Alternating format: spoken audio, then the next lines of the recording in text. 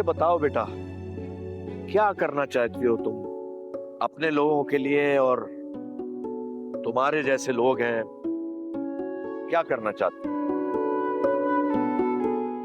मेरे जैसे लोग जो खुद को तन्हा समझते हैं, मगर हकीकत तो ये है कि उन्होंने खुद मोहब्बत से, अपने रिश्तों से मुंह मोड़ा होता है।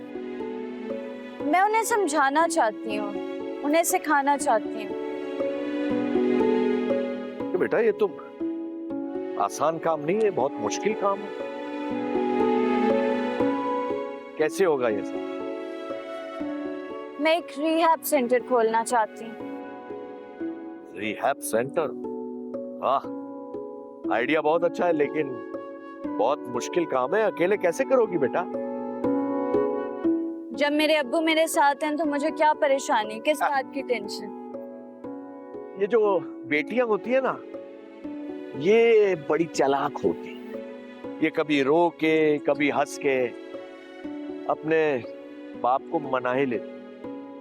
फिक्र मत करो, ब्रिलियंट आइडिया है तुम्हारा लिए, और इंशाल्लाह मैं तुम्हारा साथ दूं। ये रिहैब जरूर बनेगा। इंशाल्लाह।